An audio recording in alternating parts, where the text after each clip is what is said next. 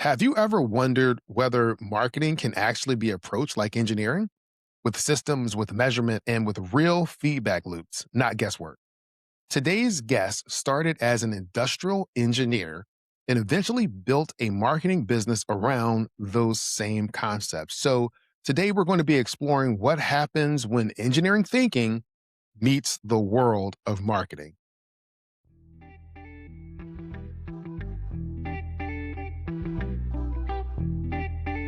Success isn't just about what you achieve. It's about living a life that reflects your values and priorities. Welcome to Engineer Your Success, the podcast that helps you lead with intention and live fulfilled.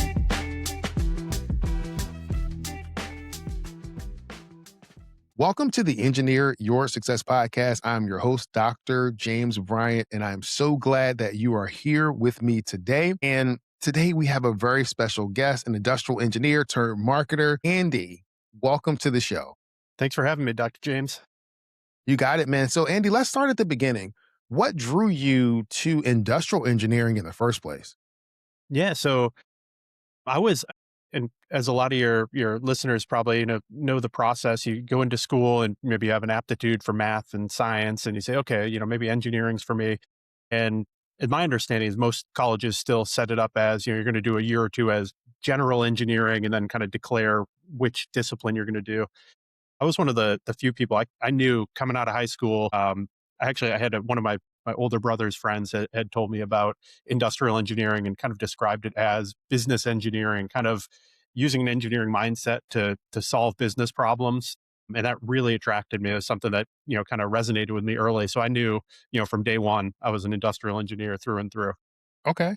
And so when you were in school, what did you think that your career was going to look like, or what kind of career were you prepping for? Yeah, when I went to school, so I went to University of Pittsburgh, and there was a lot of healthcare, so we had a lot of that, but also a lot of supply chain manufacturing. And at the time, we would go out and do different kind of on-site visits and meet different businesses. And at the time, I always remember thinking like, oh man, I don't know that I can do manufacturing. It's just too loud for me. It was just like you walk in the plant floor and just immediately everything just is so loud. So as I was kind of figuring out the different opportunities and options, I fell into modeling and simulation and kind of figuring out how we could use data and really get the most out of unlocking some of this data that these firms already had available to them.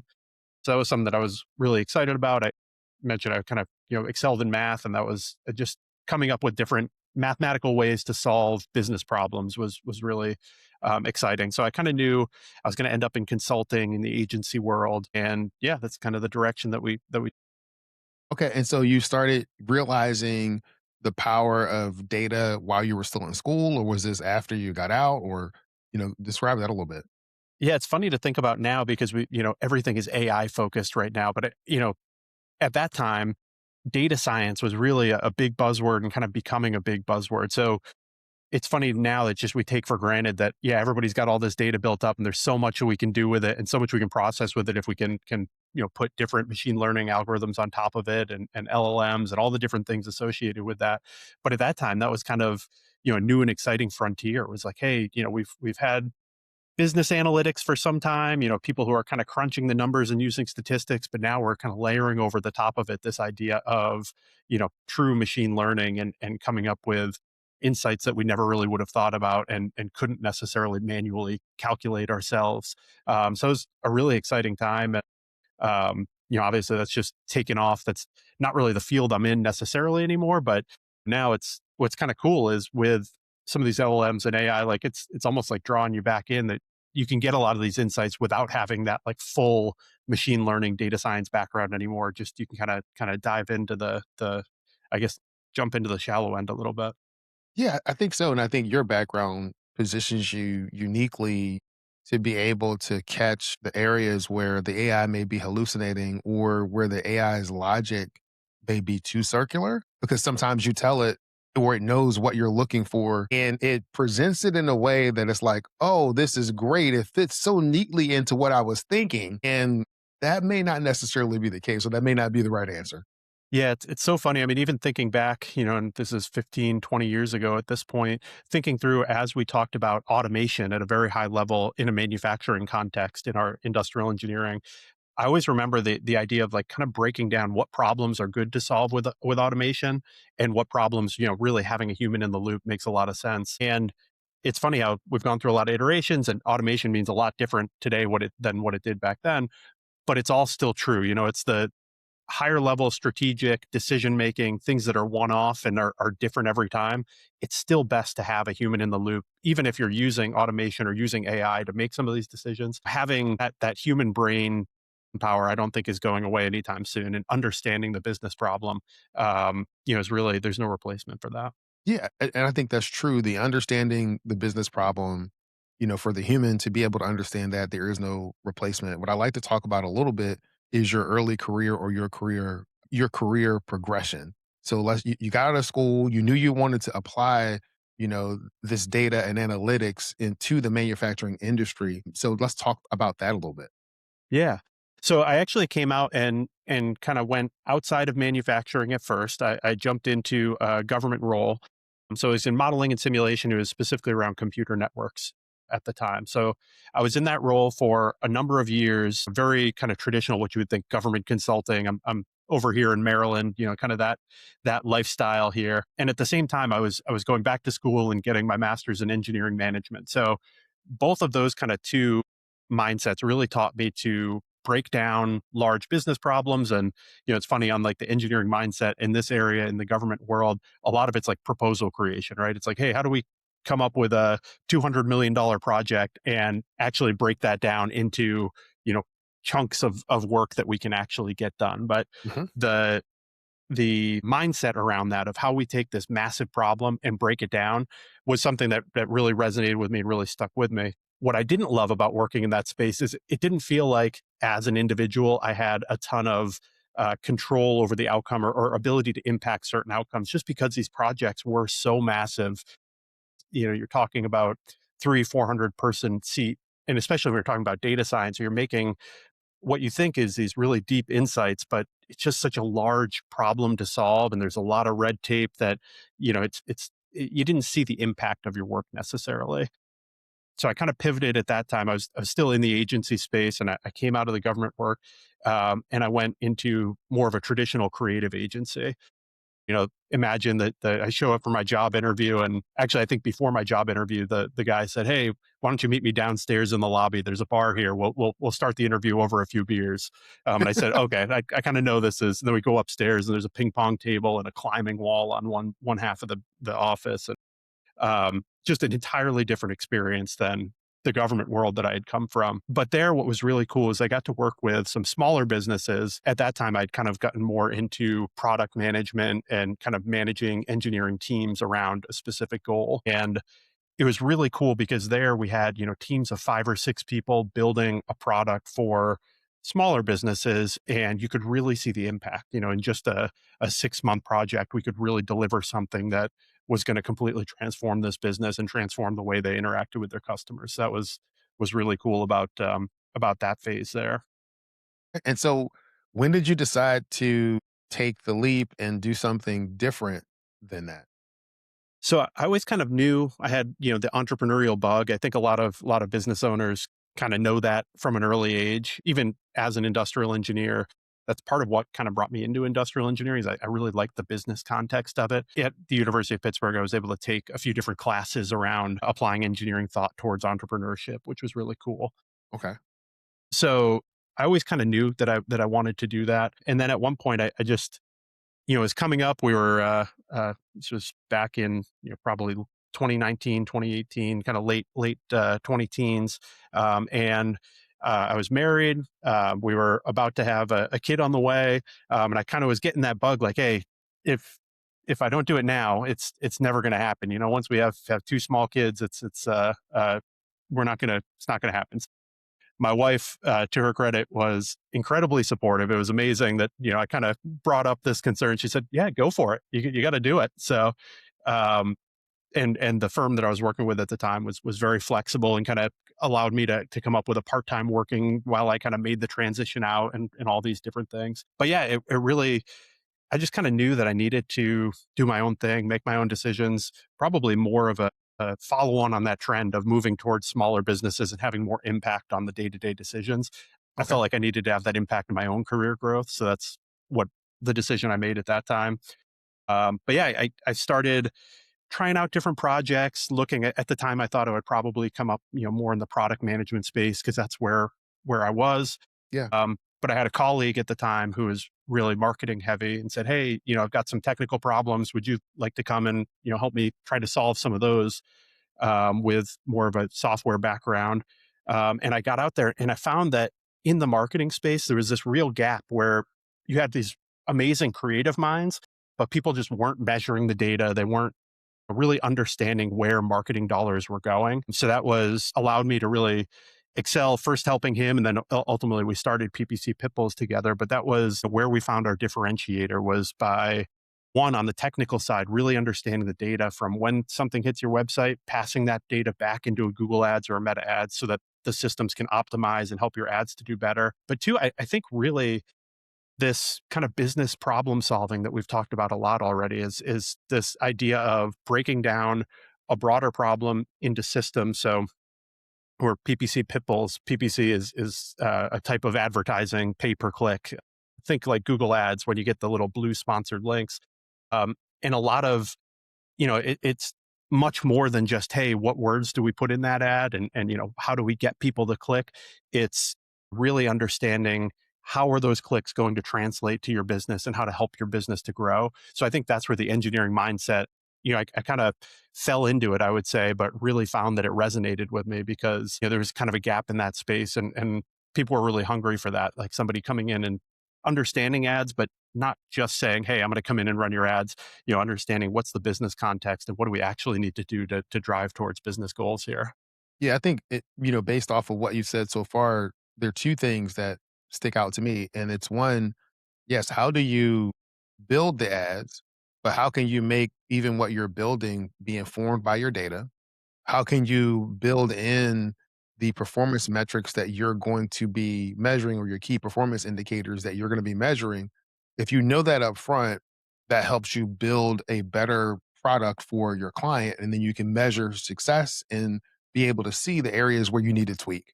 Exactly. Yeah. And kind of understanding where all those things come. I think one great example, we just recently were working with a fashion brand, and we kind of inherited an account. Another agency had run some ads for them, and they say, hey, Meta's doing all right, but for some reason, Meta's really not able to keep up with Google in terms of performance. Google ads are really crushing it. So we go and we kind of dig into the account a little bit. Uh, and in our world, we talk about conversion value, essentially like how many dollars of revenue are you getting for a given campaign. And that's all data that's passed back from the website when somebody makes a purchase, gets passed back into Google. So we say, oh yeah, this is great. You've got all this conversion value. You've got a ton of purchases coming in. And then we start to break it down a little bit further. We realize, you have these two different types of purchase actions, two different names. One is purchase and one is, maybe Google Ads purchase or something like that. Mhm. And they both have about the exact same amount of revenue being reported.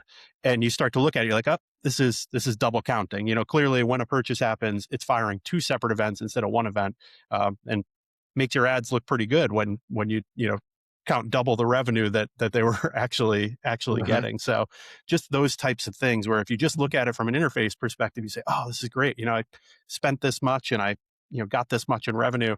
And when you dig in a little bit deeper and start to understand where the data is coming from and what systems are sending the data, you start to uncover some of these things that's really, really common. We find all the time and say, oh yeah, it's double counting or not counting enough or different things like that. So yeah, kind of a good example of that.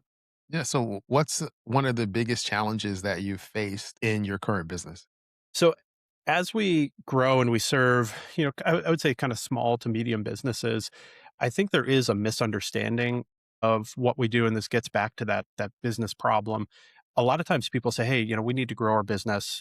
We need to get more purchases. We need to get more leads.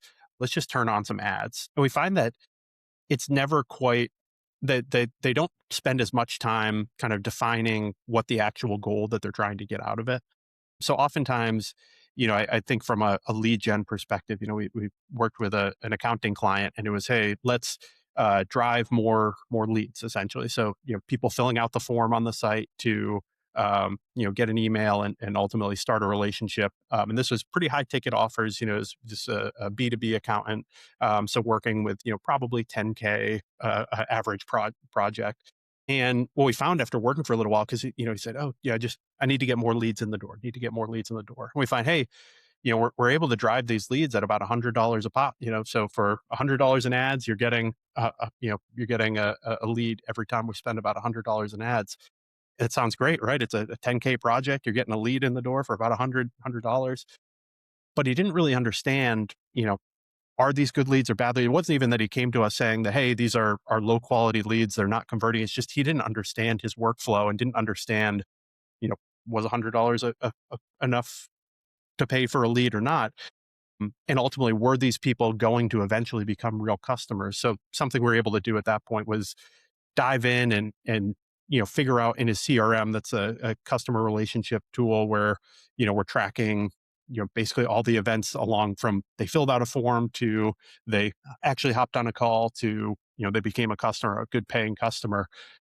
We're able to kind of map out the life cycle and understand not only $100 per lead, but of these leads, about 10% of them convert into customer or into call, or maybe 50% convert into calls, and then of those maybe 10% convert into customers. So you can track it all the way through and figure out, yes, this is profitable. You are driving some profit here, but without having those numbers and understanding that, hey, the goal isn't let's just flip on some ads and hopefully get some more leads in the door. The goal really is let's get some paying customers, and specifically for him, it was paying customers of a very specific product he was trying to sell, not his entire line, but he wanted to drive um, a given product line. So figuring out all those different types of things and understanding what's the real goal you're trying to do, I think is a big education piece that we have for a lot of new customers coming in. So in that instance, are you guys consulting and helping him to understand through the numbers where the breakdowns may be occurring, or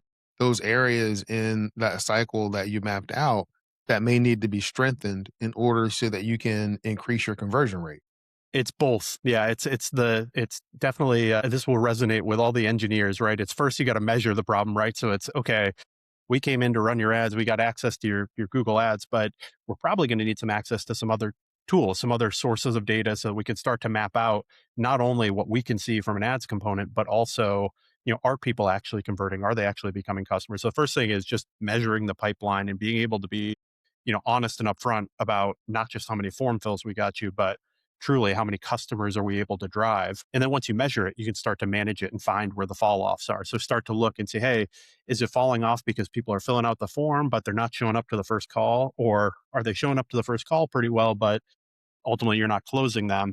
And then offering some additional consulting and coaching on, how do we, wherever those leaks are, how do we Yeah. fix the leaks in the bucket until we get from you're putting in money into ads and you're getting a customer out the. No, no. I love that. And so, what's been the most surprising? You've already talked about the fact that you saw the gap that they weren't really in the marketing space when you joined, they weren't really leveraging the data that they had access to help drive decisions. So, aside from that, what's been the other biggest surprise that you've seen, particularly where your engineering mindset has been able to help you close another gap?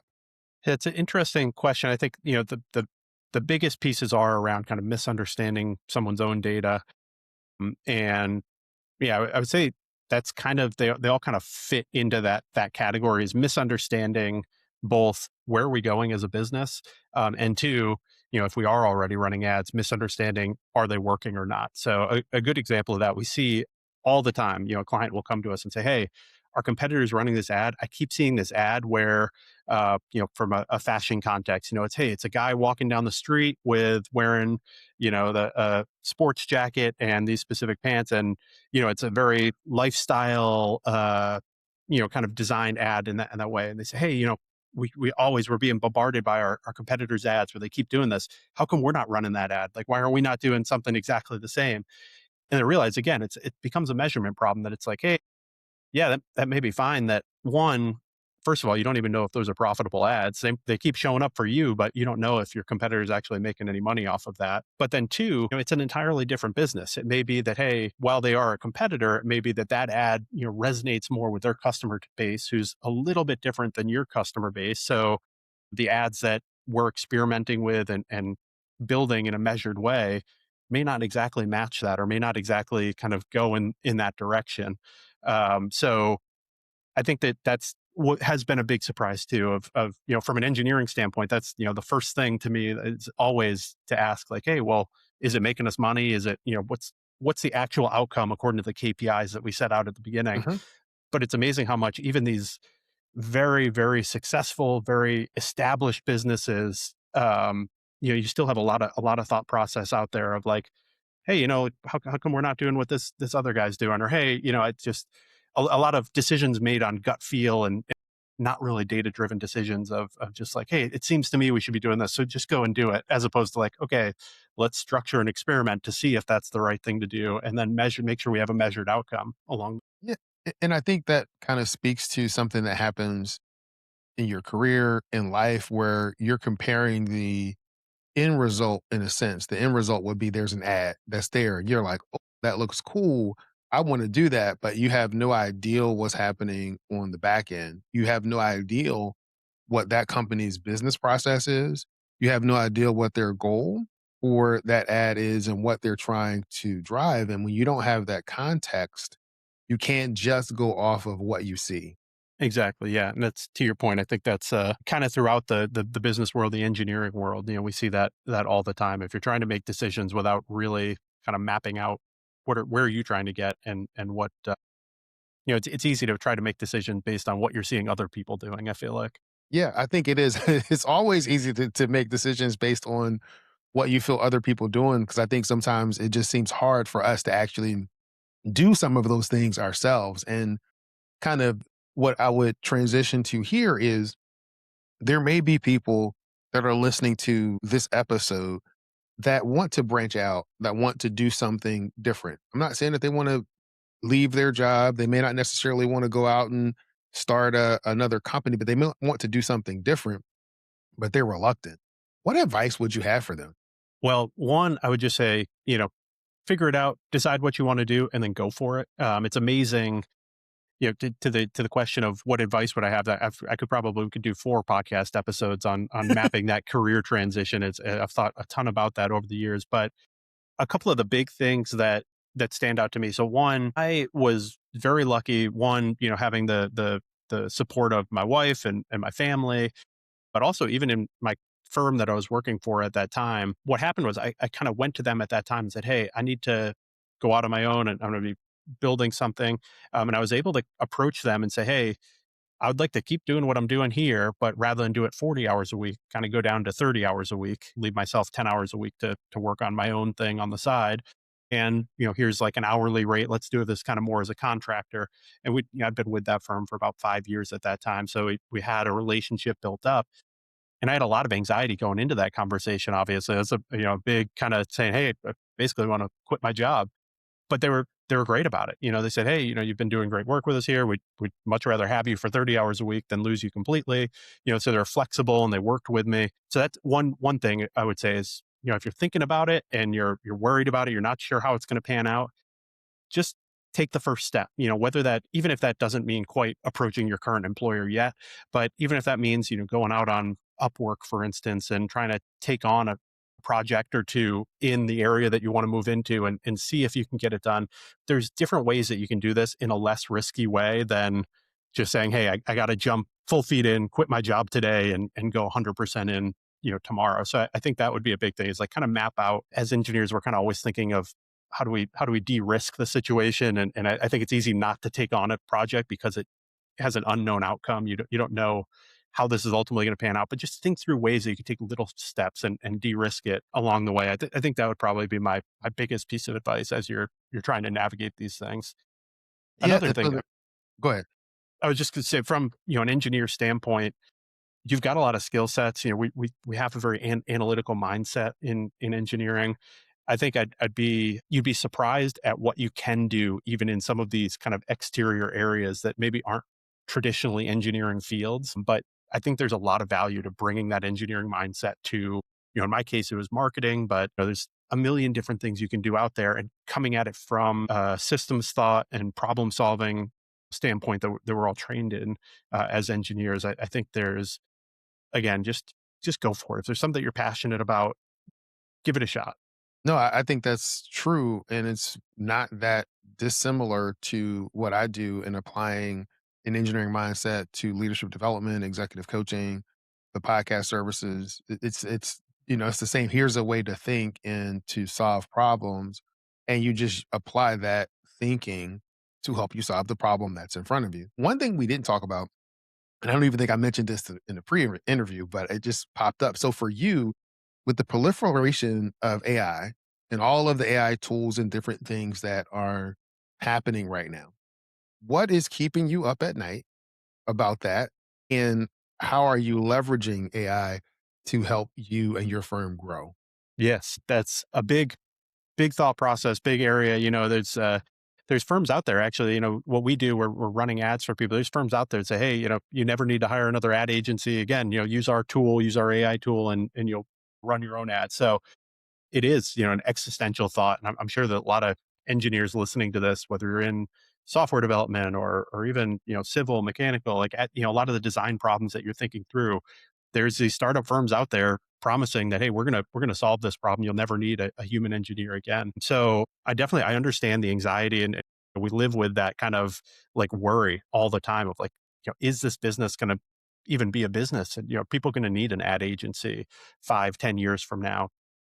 But I think the only thing you can do is, one, I do kind of, make myself feel a lot better knowing that what we talked about earlier, the human in a loop, human decision making is never going to go away. I think much more likely we're going to get a lot more efficient by using some of these AI driven tools. But at the end of the day, you know, I always joke with Google Ads. If anybody has ever touched Google Ads before, you'll know that if you're running a Google Ads account, you keep getting these calls from the Google reps. They have, about once a quarter, they call you and they say, hey, we have these AI suggestions for you. And 9 times out of 10, the AI suggestions are you should spend more money or try a campaign type that gives Google more control and lets you send your ads wherever you could go. Yeah.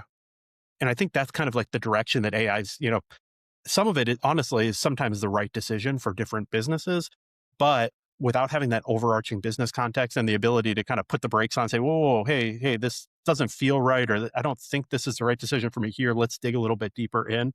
I don't think we're ever going to get to a point where, from a strategic mindset perspective, AI is coming in and making all the decisions soup to nuts without any human involvement or humans kind of prompting and coming up with how we're making those decisions and what the goals are.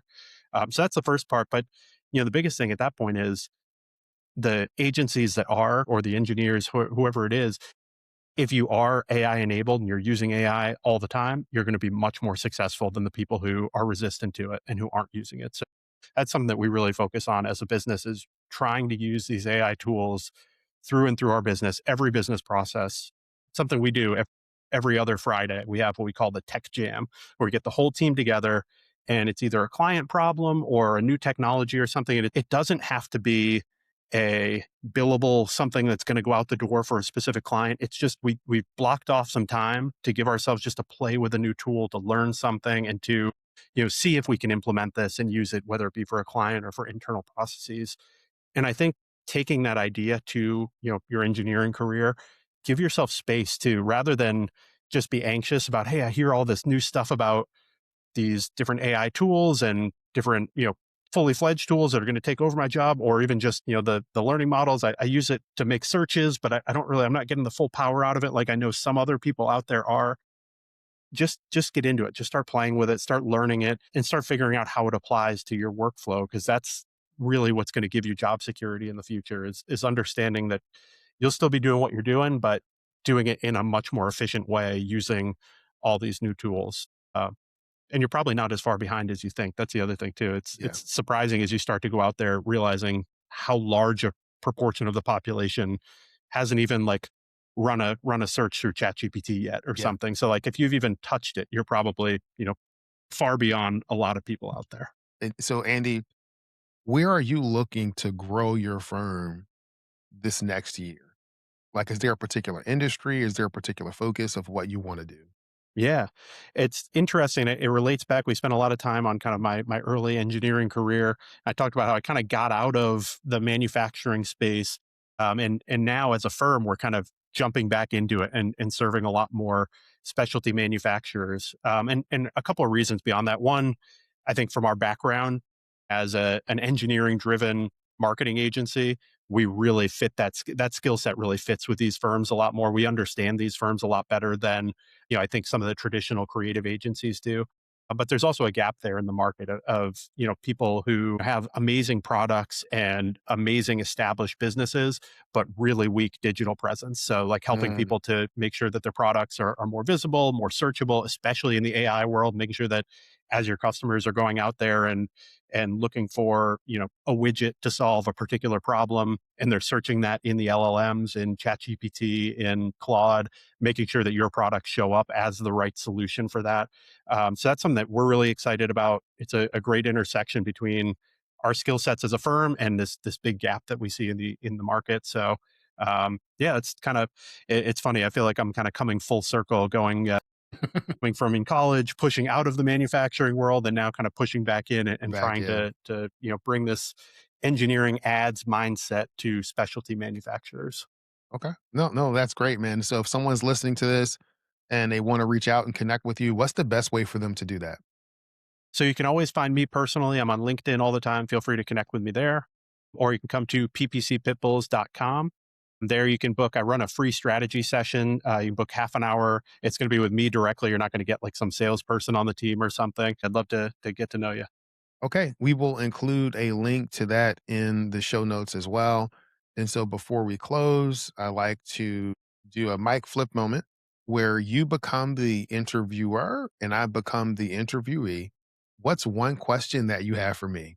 So I was prepared for this. I was coming up with a question, and we almost touched on it just a few minutes ago. Here, I was worried that you're going to steal my question from me, but I think there's enough ground left to cover in it. But I kind of come at marketing. I would think would be considered a non traditional path for an industrial engineer or an engineer in general. And when I look at you, you're kind of in a similar boat. Kind of going down the podcast content, growing in that space. So my question for you is how does your engineering mindset and specifically, kind of things that came out of your engineering training help you to grow in this space and really give you a differentiator in what, would be kind of a non-traditional field for an engineer? Yeah, I think one, that's a great question. I have not gotten that question so far in any of the episodes that I've done this. So bravo for you for coming up with a unique question. There you go. And for me, I talk about what I do. So I help engineers and engineering firms, create an environment where they can win at work and at home. So that's both for their employees and for the firm in general. Right. So we have the individual things and we have the company thing. But it comes back to the whole engineering process. You see the problem, you have to define the problem. And many times, people and organizations, they don't clearly see the problem. They know that something is wrong and they may be aware of the symptom, but they haven't gone through the process to identify the problem. And so once you identify the problem, it's like, okay, we have awareness. That's the problem. Now we build a plan to help you solve the problem, monitor that, and apply a continuous improvement process where you're continuously monitoring to see, are the interventions that you put in place, are they working? If they're not, what needs to change in order for those things to actually work? Awesome. Yeah, I love that. Well, Andy, I want to thank you again for being on the podcast. It's been a great conversation. Thanks for having me. Hi, this is James, the coach in your corner. When I was pursuing my PhD in civil infrastructure system, one of the first things that they drilled into us was to consider the entire system before trying to fix any one thing. Understanding that a decision in one place can create consequences somewhere else entirely. That training changed how I look at everything because most of us are really good at solving the issue right in front of us. But the leaders who thrive both at work and at home learn to zoom out as well. They don't just fix the visible problem, they look at how the system is interacting. Here's the part that people miss. Your career and your home life are not two separate things competing for your attention. They're part of the same system. And what happens in one part of that system always sends signals into the other part. So here is your challenge this week. The next time something feels off at work or at home, don't just focus on the problem in front of you. Step back and ask yourself this: how might what's happening in one part of my life be influencing the other? Work and home are part of the same system that you need for your integrated success. And when you start looking at them that way, you stop reacting to problems and you start designing better outcomes. This is James, the coach in your corner, and I want you to be great this week.